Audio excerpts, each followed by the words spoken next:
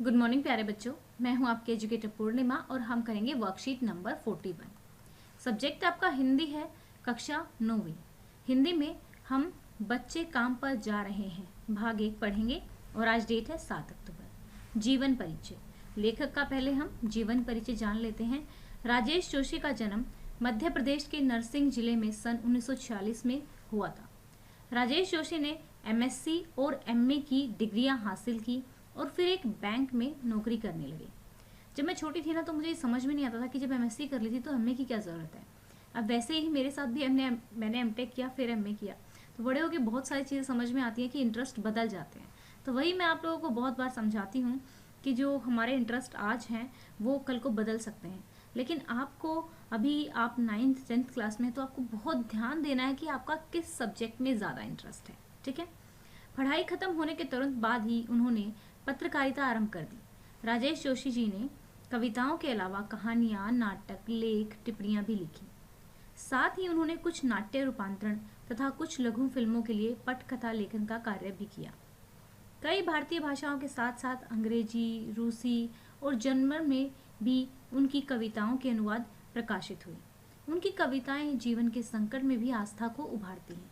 यानी कि जब इंसान बहुत बुरे दौर से गुजर रहा होता है तब भी एक पॉजिटिवनेस, एक आस्था बनी रहती है।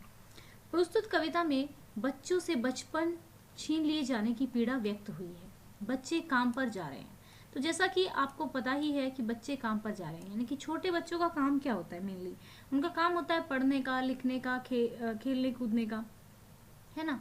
लेकिन ये काम पर जा रहे हैं, ये वो वाला काम नहीं, ये काम है कि वो अपना पेट पालने के लिए काम पर जा रहे हैं। अराउंड अपने जो खाने पीने के लिए उनको काम करना पड़ रहा है। ठीक है। कवि ने कविता की प्रथम पंक्ति में ही लिखा है कि बहुत ही ठंड का मौसम है, बच्चे काम पर जा रहे हैं, कोहरे से ढकी सड़कों पर बच्चे काम पर जा रहे हैं। तो कोहरे से ढकी यानी कि ठंड का मौसम है, सुबह सुबह का वक्त है, चारों तरफ कोहरा छाया हुआ है, सड़कें भी कोहरे से ढकी हुई हैं, परंतु इतनी ठंड में भी छोटे छोटे बच्चे कोहरे से ढकी सड़कों पर चलते हुए अपने अपने काम पर जाने के लिए मजबूर हैं। समाज में व्याप्त बाल मजदूरी जैसी समस्या पर चिंतन करते हुए कहा है कि हमारे समय की सबसे भयानक बात यह है कि छोटे छोटे बच्चों को काम पर जाना पड़ रहा है। चलो ये तो भयानक बात है ही है। आपको पता है, मैं एक घर पे रहती थी, रेंट पे रहते थे हम उस टाइम पे। कुछ 1 साल रहे होंगे, मतलब मैं और मेरी सिस्टर। ठीक है। तो उस टाइम पे एक उस घर में एक छोटा सा बच्चा काम करता था। ठीक है। छोटा सा, वो कितने साल का बच्चा था? वो 10 साल का बच्चा था। ठीक है। और वो उन लोगों के लिए प्रॉपरली खाना बनाता था, मतलब पूरे उन जिनके घर हम रहते थे पूरे परिवार के लिए। हालांकि वो ठीक लोग थे, हमारे साथ व्यवहार ठीक था, लेकिन वो बच्चा खाना बनाता, सब्जी बनाता, बहुत सारा काम करता, उनके पास 3 4 कुत्ते थे, उनका भी ध्यान रखता। तो मैं अक्सर उसको देखा करती थी और तब मैं सोचती थी कि क्या मानवता नाम की कोई चीज़ नहीं है क्या? आई मीन आप इतने बड़े हो, आपके घर में 4 या 5 जैसे 25 साल से बड़े बड़े हैं, एक 10 साल का बच्चा आपको खाना बनाकर खिला रहा है, तो पता नहीं मानवता कहाँ चली जाती है। तो मुझे ये लगता है कि अगर छोटे छोटे बच्चे सड़कों पर काम कर रहे हैं तो ये एक मानवता के ख़त्म होने का ही तो आप कह सकते हैं कि सोच नहीं रहा है। आपके पास बहुत पैसे हैं, इतने पैसे हैं, मतलब जहाँ हम रहते थे बहुत पैसे थे, लेकिन उसकी चलो ठीक है, आप उससे काम ले रहे हो, ठीक है, उसकी मजबूरी का फ़ायदा उठा रहे हो, उसको छोड़ इतना होना। यानी कि एक नॉर्मल अगर इंसान होगा, तो मैं उस बच्चे से पूछती थी कि तू क्यों काम करता है यहाँ पर? तो वो कहता था मेरे पापा मुझे यहाँ छोड़ के गए हुए हैं। तो मैं उसको बोलती थी कि पापा को क्यों नहीं कहता कि ये लोग मुझे अच्छे से नहीं रखते हैं? तो बोलता था कि पापा के पास ज़्यादा पैसे नहीं है तो मुझे ही कमाने पड़ते हैं। अब उसके पापा के सामने वो लोग इतना काम नहीं कराते थे, लेकिन अगर मैं सच कहूँ तो वो 10 साल का बच्चा 2 आदमियों के बराबर काम करता था और उसे आधे आदमी के बराबर भी पैसे नहीं मिलते थे। तो ऐसा कुछ होता है।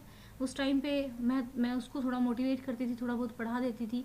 बाकी हम अकेले सिस्टम से तभी लड़ सकते हैं पूरे सोसाइटी से जब हम बहुत पावरफुल सिचुएशन में होते हैं।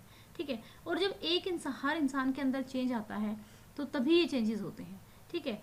इस बात को हम जिस सरलता से कह रहे हैं ये कवि को और भयानक लग रहा है। सच में भयानक लगता है। जब हम और बड़े हो जाते हैं, जब हम छोटे होते हैं तो इन चीज़ों पर ध्यान नहीं देते हैं, लेकिन जब हम सोचते हैं कि देखो हमारे जो भांजा है, भांजी है, हमारे जो बच्चे हैं, उनको हम कितना प्यार से रखते हैं, 10 क्या 15 16 17 साल तक भी हम उन्हें बच्चा ही मानते हैं। लेकिन जो बेचारे ट्रेनों में काम करते रहते हैं और सब्जियां बेचते रहते हैं, छोटी छोटी चीज़ें बेचते रहते हैं, तो उनका सोच के देखो मतलब कैसा जीवन है उनका। जबकि हमें इसकी ओर ध्यान देना चाहिए और ये जानना चाहिए कि पढ़ने लिखने की उम्र में बच्चों को अपना पेट पालने के लिए यूं काम पर क्यों जाना पड़ रहा है। क्यों जाना पड़ रहा है कि भाई क्योंकि जो रिच लोग हैं वो अपनी सोशल रिस्पॉन्सिबिलिटी नहीं समझते हैं, सामाजिक दायित्व नहीं समझते हैं। उनके बिजनेस चल रहे हैं, कौन चला रहा है, सोसाइटी चला रही है, समाज चला रहा है। तो एक ऐसा कुछ सिस्टम होना चाहिए, ठीक है। इससे हमें समाज से एक प्रश्न की तरह पूछना चाहिए कि इन छोटे बच्चों को काम पर क्यों जाना पड़ रहा है, जबकि इनकी उम्र अभी खेलने कूदने और पढ़ने लिखने की है। तो स्टूडेंट्स, पता है कई बच्चे इतने खुददार होते हैं, लाइक मैं बस स्टैंड पर बहुत सारे आपने, चलो जब क्वेश्चन करेंगे तब बता देंगे। चलिए क्वेश्चन करते हैं। कविता की पहली 2 पंक्तियों को पढ़ने के बाद मन में क्या विचार आते हैं।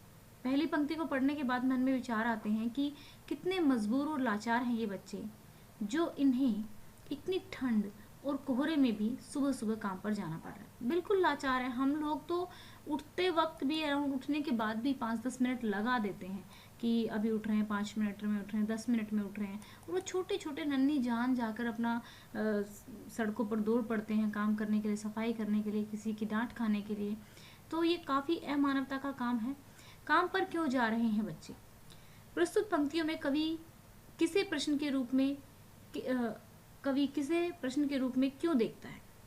बच्चों का बचपन पढ़ने लिखने तथा खेलने कूदने के लिए होता है, फिर भी उन्हें अपना पेट पालने के लिए काम पर जाना पड़ रहा है। कवि इसे प्रश्न के रूप में देखकर इसका उत्तर मिलने की आशा कर रहा है।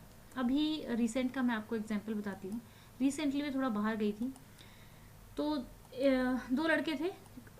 एक रेडी टाइप होता है ना, जैसे मौसमी का जूस होता है, तो आसपास कहीं था नहीं और मुझे बहुत प्यास लगी हुई थी, तो मैंने उन्हीं से जूस बनवा लिया। तो मैं उनसे पूछने लगी कि बच्चा आप स्कूल क्यों नहीं जा रहे हो, आप स्कूल नहीं जाते हो। एक छोटा था, एक शायद 15 साल का होगा, एक शायद 9-10 साल का होगा, दोनों भाई थे, वो चाचा ताऊ के बच्चे थे। तो एक ने तो कहा कि 15 साल वाले ने कि मेरा तो मन ही नहीं लगता है पढ़ाई में, तो मेरे को तो यही काम मैंने अपना लिया है, ठीक है।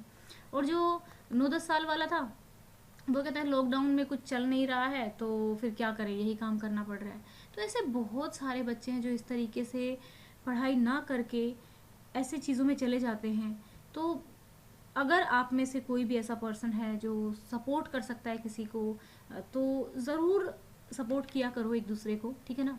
अपने बच्चों को कब कब और कहाँ कहाँ काम करते हुए देखा है, ठीक है। आपने आएगा यहाँ पे, ठीक है, ये टाइपिंग में गलत हो गया। आपने बच्चों को कब कब और कहाँ कहाँ काम करते हुए देखा है।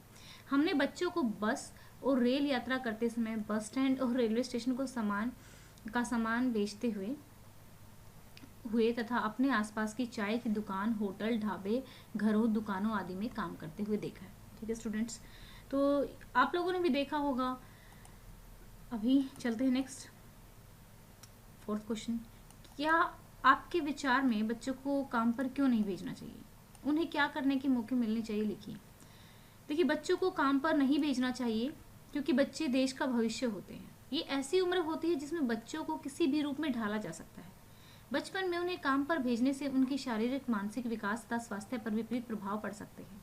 यह उम्र बच्चों के पढ़ने लिखने और खेलने कूदने की होती है, इसीलिए उन्हें स्कूल जाने के और खेलने कूदने और तनाव मुक्त जीवन जीने के मौके मिलने चाहिए। तो बच्चों देखो, पता है क्या होता है, ऐसे ही जैसे दीदी जो है यहाँ पे, दीदी के घर के आसपास काफ़ी पेड़ पौधे हैं, ठीक है। तो उनका एक अमरूद का पौधा है, वो थोड़ा सा झुक गया, ठीक है। तो दीदी ने काफ़ी, आप लोगों ने भी किया होगा, काफ़ी सपोर्ट दिया, ठीक है। और वो सपोर्ट के बाद थोड़े दिन बाद वो सीधा हो गया, ठीक है, नॉर्मल हो गया। थोड़े टाइम तक कच्चा था तब तक, फिर पक के खड़ा हुआ तो सीधा ही खड़ा हुआ। तो आपने पेड़ को भी देखा होगा, तो उनको अगर आप झुका के किसी भी शेप में डालोगे ना, तो वो शेप में ढल जाते हैं। तो सेम ऐसे ही हम लोग भी होते हैं। बच्चों को जिस ढांचे में आप ढालोगे, जिस टाइप का उनके अंदर विचार डालोगे, वो वैसे ही हो जाएंगे। तो हमें छोटे बच्चों को सपोर्ट करना चाहिए, उनको एजुकेशन देनी चाहिए। और जो सोसाइटी के लोग हैं, अब देखो, अब आप लोग मान लो आप 9th क्लास में हो, तो कल को आप लोग ही बड़े हो जाओगे, एक क्या पता आप जॉब करो, बहुत अच्छा काम करो, ठीक है। तो आप लोग के पास इतने पैसे होंगे कि कम से कम 1 या 2 बच्चे को आप सपोर्ट कर सकते हो पढ़ाने के लिए, है ना, अगर हो तो, ठीक है। चलो ठीक है, पैसे से नहीं सपोर्ट कर सकते, लेकिन आप लोग पढ़े हुए हो तो उसको पढ़ा सकते हो। तो जब समाज बदलेगा तभी समाज की स्थिति बदलेगी और तभी देश बदलेगा, ठीक है।